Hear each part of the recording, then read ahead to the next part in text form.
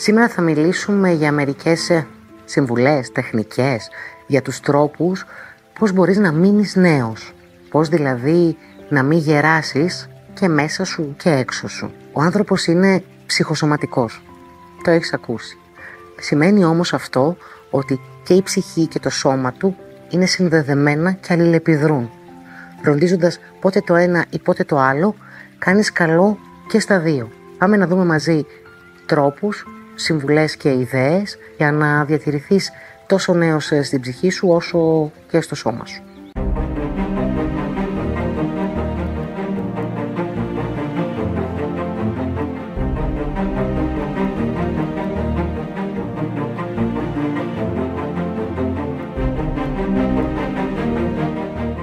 Θα μιλήσουμε σήμερα για 5 τρόπους που μπορούν να σε διατηρήσουν νέο. Ένας από αυτούς είναι το να κοιμάσαι καλά. Ναι, το ξέρω, το έχεις ακούσει χιλιάδες φορές, όπως και τα επόμενα. Αλλά ας δούμε βήμα-βήμα γιατί αξίζει να το κάνεις. Η ιατρική έχει αποδείξει ότι το να κοιμάσαι καλά είναι βασικός παράγοντας αντιγύρανσης. Συνήθως 7 με 9 ώρες ύπνο, ανάλογα τον κάθε οργανισμό, είναι ένα καλό διάστημα για να κοιμηθεί κανείς. Κατά τη διαδικασία του ύπνου εκρίνουμε μελατονίνη από την επίφυση, σε συνέχεια από τη σερωτονίνη, που όπως πολύ καλά θα ξέρεις είναι η ορμόνη που μας κρατάει χαρούμενους και συναισθηματικά και ψυχικά καλά. Η μελατονίνη λοιπόν συμβάλλει σημαντικά στην αντιγύρανση χάρη και στις αντιεξουδετικές ιδιότητες που έχει. Άρα πρέπει να κοιμάσαι επαρκώς για να παράγεις την μελατονίνη, η οποία έχει τις εξής ιδιότητες. Βελτιώνει το ανασωπητικό σύστημα. Είναι προστατευτικός παράγοντας κατά του καρκίνου.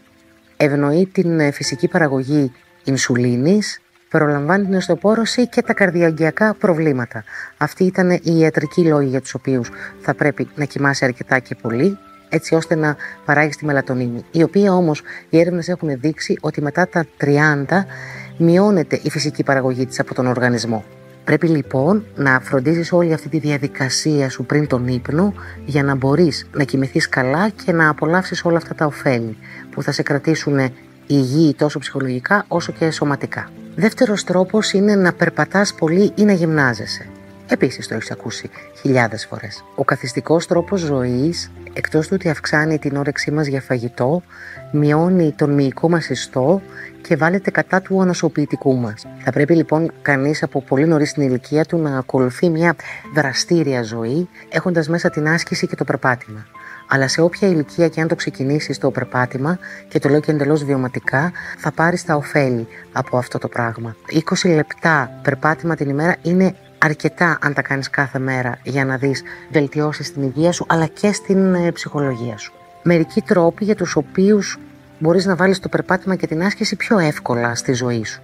Μπορείς να ξεκινήσεις να περπατάς ως τη δουλειά ή ως την επόμενη στάση του λεωφορείου ή να παρκάρεις πιο μακριά, αλλά το σημαντικό σε αυτά τα 5-10 λεπτά που θα περπατήσεις παραπάνω είναι να το κάνεις με ευχαρίστηση. Άλλος ένας τρόπος είναι να φροντίσεις στον ελεύθερό σου χρόνο να έχεις κοινωνικές δραστηριότητες, να συναντάς ανθρώπους ή πράγματα ή χόμπι που θέλεις να κάνεις και να πηγαίνεις σε αυτά περπατώντας. Πάλι με την ίδια ευχάριστη διάθεση.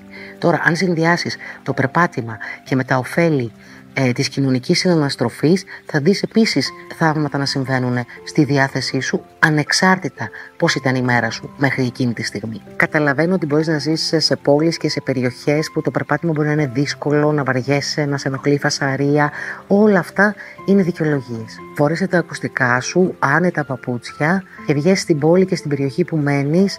Βάλε να ακούς ό,τι σε ευχαριστεί και σε χαλαρώνει και επίσης παρατήρησε γύρω σου τι συμβαίνει, τι έχει η πόλη σου, ποια μαγαζιά, τι κάνουν οι άνθρωποι, πώς περπατούν.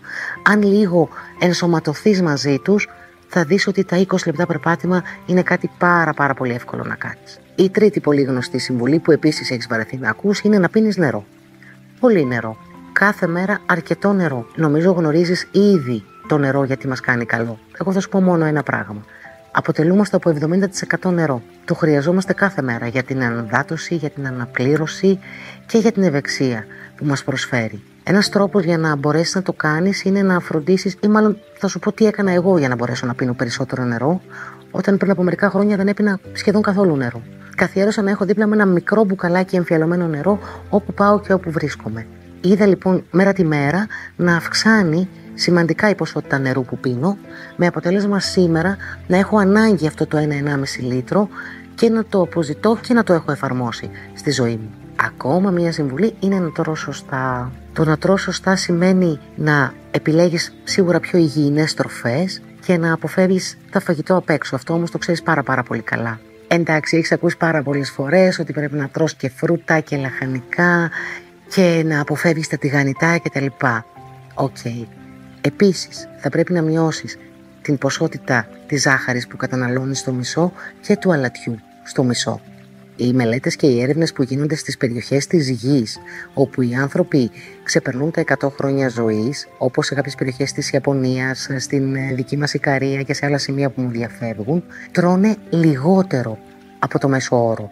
Δηλαδή, αν ο μέσος όρος είναι να καταναλώσεις, 2.500 θερμίδες την ημέρα, προσπάθησε να καταναλώνεις 200. Θα δεις λοιπόν σε συνδυασμό, για να ανακεφαλαιώσω λίγο, ότι αν βρίσκεις εκείνα τα 20 λεπτά χωρίς δικαιολογίες να περπατάς μέσα στη μέρα και να το απολαμβάνεις.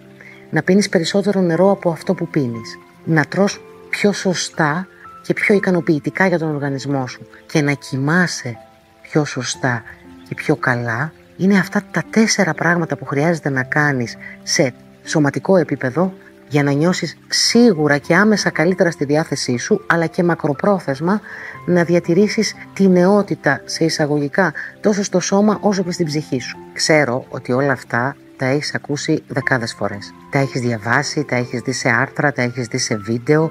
Το πρόβλημα ξέρεις ποιο είναι? Ότι δεν τα κάνεις.